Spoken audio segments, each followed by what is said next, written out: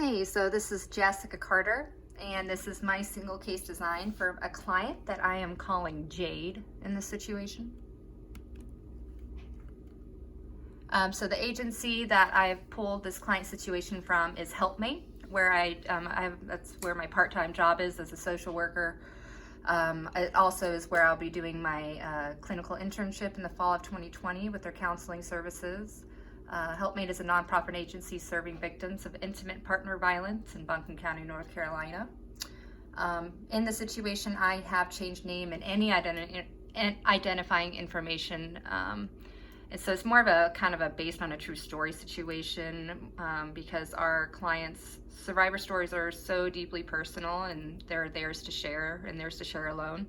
But I have kept it very kind of true to form as to how these situations play out. I have included some relevant sociocultural factors as they result to the COVID-19 outbreak because I wanted to highlight how this pandemic has affected our clients in real life.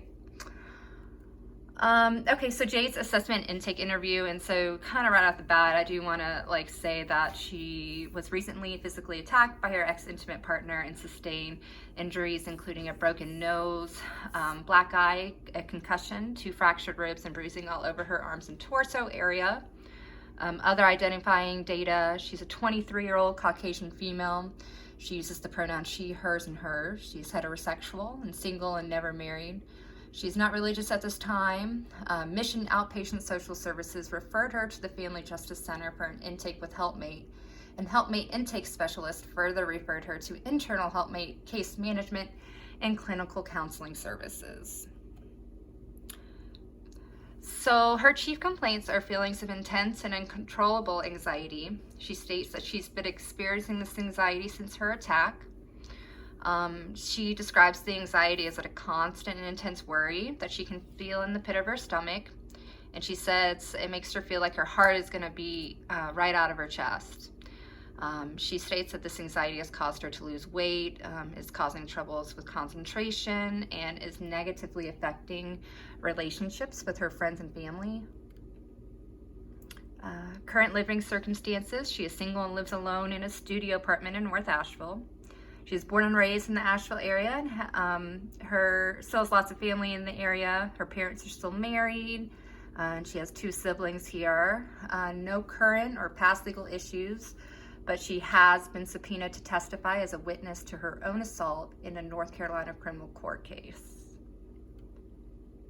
Psychological assessment. During her intake, she presents as highly anxious. When she speaks, her voice cracks and her hands shake. She reports racing thoughts and feelings of intense danger and doom.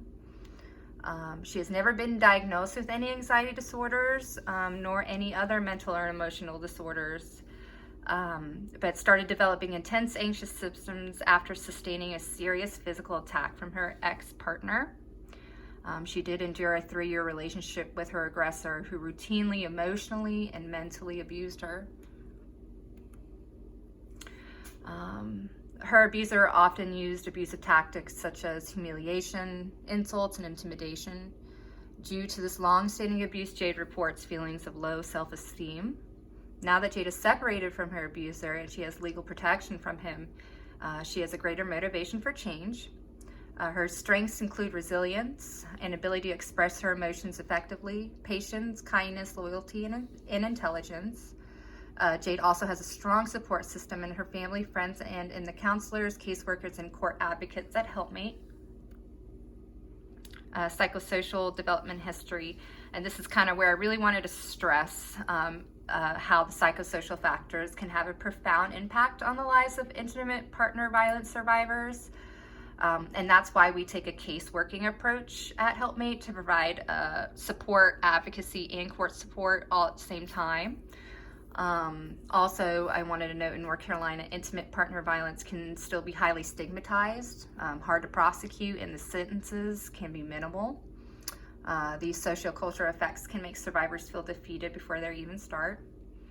But again, in regards to Jade, she did have that recent IPV incident and the criminal, legal, and therapeutic process that has followed that she's still currently going through. Again, she's been subpoenaed by the state of North Carolina to testify as a witness to her own assault, which can be distressing and re-traumatizing. She has to see her attacker at these court dates, which again can be highly anxious and distressing and re-traumatizing. Also, there is financial stress from having to take off work to attend to these court cases. Health and medical history. So before, no major health or medical history before her attack. Again, as a result of the attack, she sustained a broken nose, black eye, concussion, 2 fractured ribs, and bruising. Emergency services were called to the scene of the attack, and Jade was immediately taken to Mission Hospital, where she was treated for her injuries. Jade has since been making a stable recovery and is attending follow-up appointments. And it says here, so adjustment to work. So she works as a leasing consultant for a successful property management company. She does enjoy the work and loves that she gets commission and full benefits. She enjoys the people that she works with and eventually aspires to become a property manager with that same company. As far as lethality, so Jade self-reports and shows no current signs of being a danger to herself or others, and says that almost having her life taken from her proved to her how much she really did want to survive. She also states, "I can never hurt anyone the way he hurt me," and is morally against any type of violence. Jade is also, but she is open to reviewing no suicide contracts during therapy. So she's still willing to work with you on that.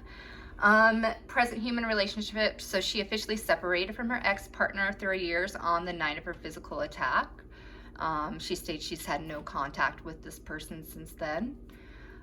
She has not been intimately or romantically involved with anyone since the split, and she expresses fear when considering dating again.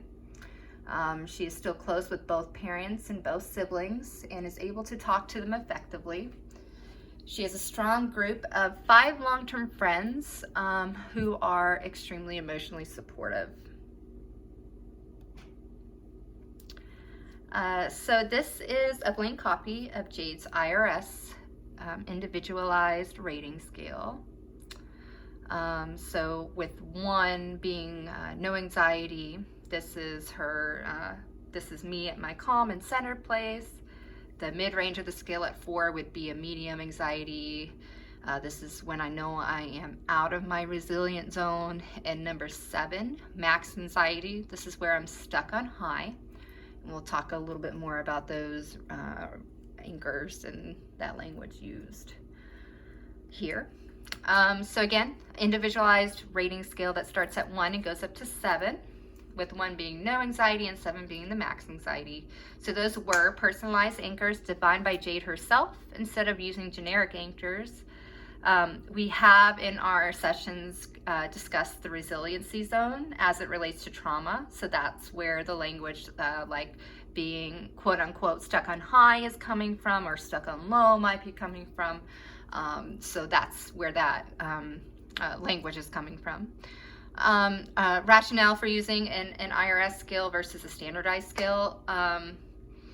It was a mutually agreed upon decision. We wanted to use an IRS scale because it better fit her individual and specific circumstances. She also expressed interest in being able to adjust her own anchors to fit her situation, because she doesn't feel like this is a general anxiety situation. And it really isn't. You know, it's not just a generalized anxiety type of situation or an everyday anxiety type of situation.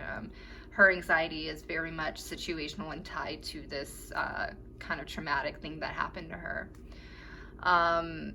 And I said a behavioral observation could have also worked to track symptoms like her shaking hands or her voice cracking, like has been mentioned before.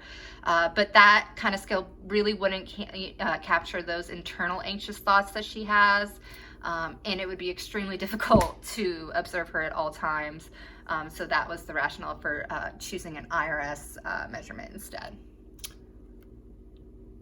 And so the administration, to track the ratings for the baseline and intervention phases for the data, we used this form, and she filled it out once a day before bedtime. It's a password protected Google Doc that could easily be edited or filled out anywhere from Jade's iPhone or her laptop. There's a section for notes and comments so that she can record what went well or wrong that day. So yeah, pretty simple and easy to use there, user friendly. Triangulation, so I did present Jade with the definition and purpose of triangulation, showed her some standardized scales that are sometimes used in counseling and treatment of survivors of IPV. Like there's the Intimate Violence and Traumatic Effect Scale, the VITA scale, and then there's this other one that the Penn State Worry Questionnaire and the Past Week scale that was actually from our text that we actually decided to use as a form of triangulation. We both agreed it didn't really fit her presenting problem, so again, this was kind of added as an addition to her IRS instead of just using it as the main form of measurement. She also asked for clinician feedback on the behavioral observations during her counseling sessions. So that's again like trying to the clinician feedback if she's displaying any outward behaviors like voice cracking, trembling hands, these types of things. So that's something that Jade expressed she would like feedback on from her clinician. And then reliability and validity. So again, we added those additional forms of measurements for triangulation in an attempt to maximize both reliability and validity. And since we're using a self-report method with Jade, I would need to first engage and prepare her for that. And I would need to attempt to make sure that that method is as valid as possible throughout the whole time of the study.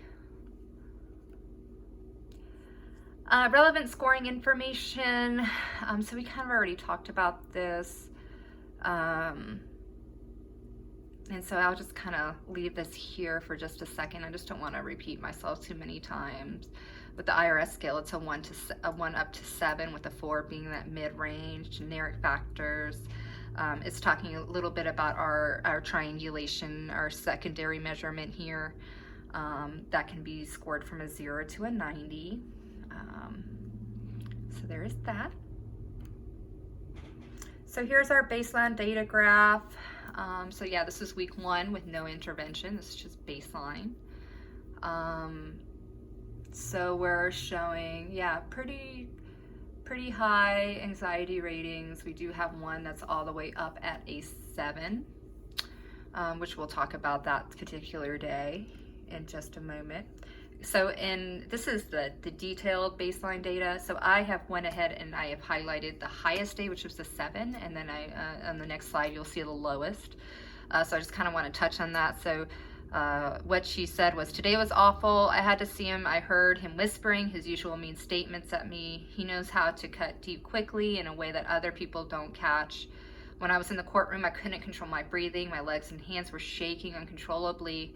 I finally got up to go sit in the helpmate court office. I was stuck on high for the rest of the day. I couldn't eat, and I didn't fall asleep until 2 a.m. And so that is a very, very realistic kind of snapshot of what it can look like for a IPV survivor after a court case day like this.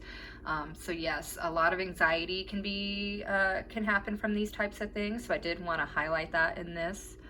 And then here on this one, so this is a low rating of a 3. It said, I actually feel a bit better today. I went to a yoga class with one of my best friends, and it ended with this thing called ocean breathing. It helped me slow my racing heart down and my thoughts too for a little while. So we have some positive coping skills here. We've got the breathing exercises, we've got the yoga, we've got times with a friend.